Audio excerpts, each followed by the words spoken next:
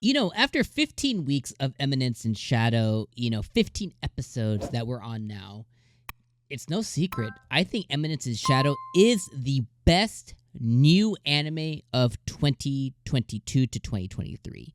And I think it's going to take something even more incredible and special to knock it off a peg as we transition into the rest of this year. And the positive is the rest of this year looks absolutely stacked. I mean, like, it looks like the all-star lineup this year.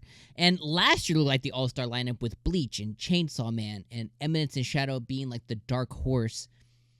I just really think it's going to take something special. And, I want to solidify it as this is my favorite new anime. And I cannot wait until the dub's complete. Right now, it's about 3 or 4 episodes in for the dub. I haven't started watching it yet. I'm going to let it complete out. Or at least, complete out the first 13 episodes, and then kind of watch it from that point. But I'm going to rewatch it. I'm going to rewatch it again.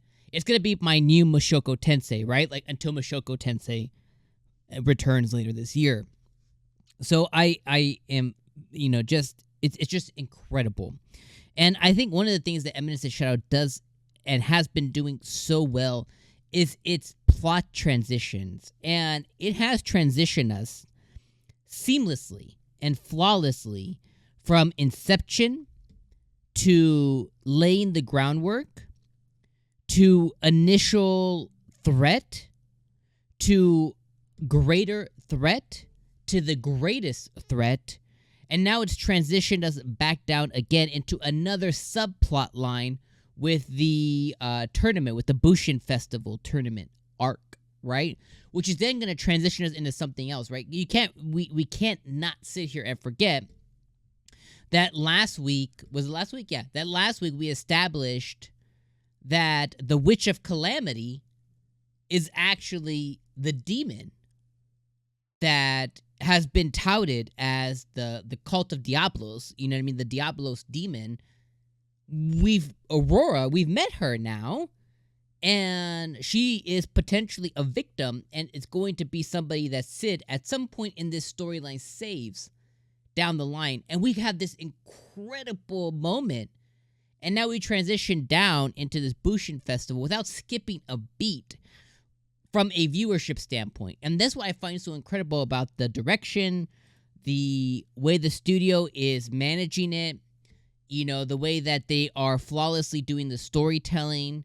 And I would dare say adaptation. Now I know that I'm sure there's source material diehards who probably say otherwise, but for me as a viewer unfamiliar with source, wow, it's just been incredible. It's just been incredible, and the way that they did it is just so flawless. It has to be commended. The other thing that has to be commended is there is a underappreciation for the OP. The OP strongly reminds me of like season 4. I want to say season 4 My Hero Academia. It has the My Hero Academia bop effect. The OP is just magnificent, and I watch it every single episode. I don't know if I've said that, but I watch it every single episode because it's awesome and it's hype. So I just want to say I love that. So this episode, we ended the episode incredibly. Right, we ended the episode with a huge carrot being dangled in front of our face that we had to chomp down on, which is Princess Rose, Oriana, stabbed her fiance. Did I write down his name? Fiance Doem Cat Hat. What a fucking name. Oops. YouTube hates cussing now, so I have to try and be careful with that. But fiance Doem Cat Hat.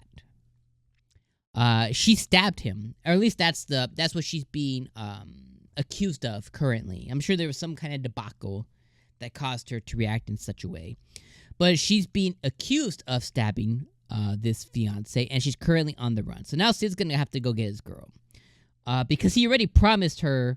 She had a moment with Sid this episode, a vulnerable moment that she said. She looked at Sid and said, "Hey, no matter what happens going forward, would you trust me? And Sid being, ignorantly smooth. I'm gonna call it ignorantly smooth. He looked at her in the eyes and said, yes, yeah, no matter what happens, I'll trust you. So he's gonna have to live. He's gonna have to uphold that promise that he made to Oriana, and he's gonna have to go save his girl. His third, fourth girl, 18th girl, whatever you want to call her. But he's gonna have to go figure it out. In the midst of the 𝐒𝐮𝐩𝐸 festival and all the other shit that's going on too, he's gonna have to go and figure that out now.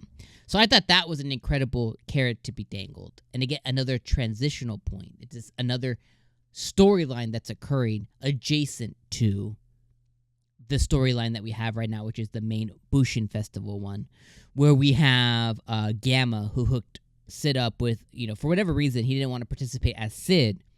He didn't want to participate as Shadow. He wanted to participate as this third party, which we're calling Average Young Man, which is a new identity that he took up of a guy who was real, who died in this world.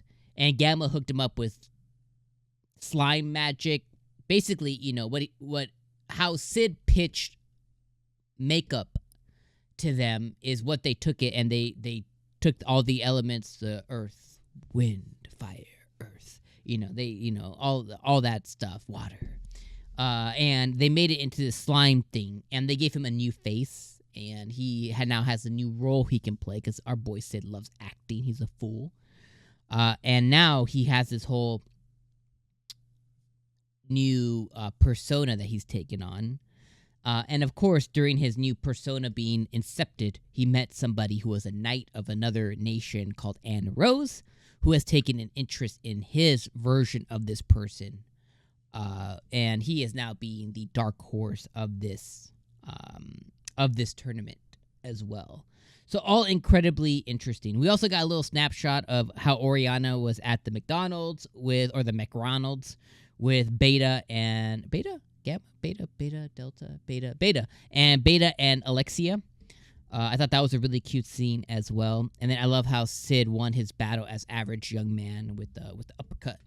And Anne Rose was able to witness it, and he was relishing in her witnessing that as well. So, again, underappreciated, incredible storytelling, incredible direction, incredible plot. The way that it's moving me and you, kind of the viewer through this plot line. And we have highs and we have some lows, but then the low transitions to another high. It's really, really incredible to watch. Where the last anime I saw something of this nature, I'm telling you, was Mushoku Tensei. And I think that's going to be the only thing for me on a short list of top 3 anime of the year is going to be Mushoku, Eminence, Mushoku, Eminence. And then maybe there's another one out here that really sets itself apart to where, like, I am continually looking forward to not only covering and talking to you about it, but then, like, just watching it, and rewatching it. Like, I love that so much. The only other one that's like a guilty pleasure is Bofuri, which I watch. I rewatched Bofuri like last week. I've watched it a couple months ago, and I love Bofuri. Bofuri is like one of those ones that'll probably be in there too. But let me know what you guys thought about all of this. Let me know what you think about Oriana stabbing her fiance, and maybe put down some guesses on why that is. Let me know what you think about Sid's new persona, and everything else in between. And my friends, I'm gonna see you guys next week for episode 16. I love that we've gotten so many episodes this season. I watched an anime yesterday too. What was I watching? Oh, I was rewatching Black. I'll cover this real quick. I was rewatching Black Summoner yesterday. Past couple of days, just passively as I was playing some Pokemon on the Switch. And it only had 12 episodes, and I was like, man, this anime would have benefited from 23, 24 episodes to really tell its story and not cut it down, and then actually give us a completed story. And I love that Eminence seems to be doing that. So anyways, I'll see you guys.